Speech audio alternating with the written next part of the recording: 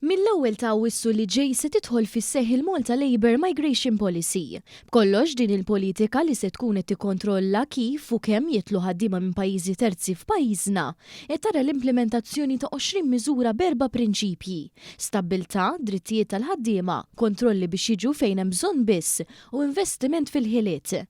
L-ewwel 12 miżura se jgħaddu għal fażi ta' implementazzjoni mill-ewwel ta' Awwissu u miżuri oħra se jkunu implementati b'mod gradwali fix-xhur ta' wara u oħrajn huma kontinwi.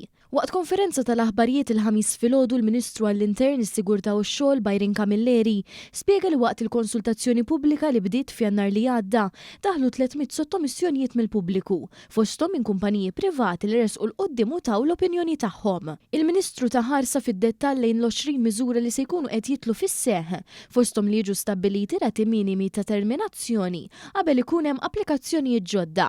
Min ikun qed jaqbeż dawn ir-rati ma jistax japplika l-ħaddiema oħrajn minn pajjiżi terzi. Miżuri oħrajn importanti li din il-politika titkellem dwarhom huma li l-opportunità ta' xogħol trid tiġi l-ewwel irreklamata f'Malta u f'sistemi tal-Unjoni Ewropea.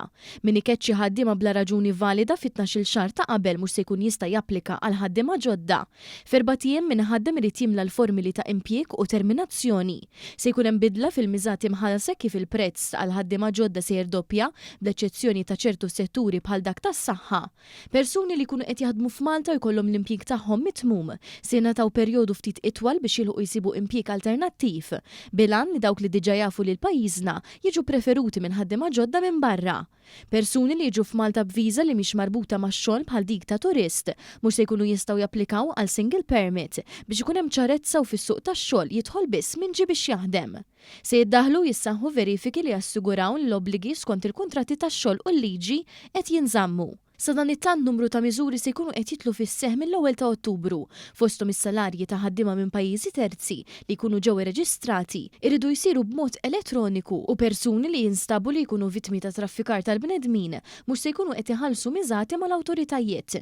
Minn barra hekk ġew inklużi 5 miżuri b'implementazzjoni kontinwa. Jobs Plus se tkompli tanalizza l-ħtiġijiet fis-suq tax-xogħol u toffri programm vast ta' taħriġ biex jitjiebu l-ħiliet waqt li se jkun hemm estensjoni ta' skills card b'mod gradwali u se jkun hemm lista li tiġi aġġornata regolarment ta' pajjiżi li jkunu meqjusa b'riskju għoli u għalhekk ma jkunux aċċettati applikazzjonijiet minn ċittadini tagħhom. Hija politika favori l-ħaddiem u anke li qed nitkellmu fuq ħaddiema barranin, però dun inkludu l-ħaddiema kollha ta' pajjiżna. Għaliex ara ma jkun hemm xi ħadd li jaħseb li jekk taffettwa ħaddiem barrani biss ħataffettwa lilu biss. Ħataffettwa l-ħaddiema kollha ta' pajjiżna, inkluż il-Maltin u Rawċin, illi jippretendu level playing field.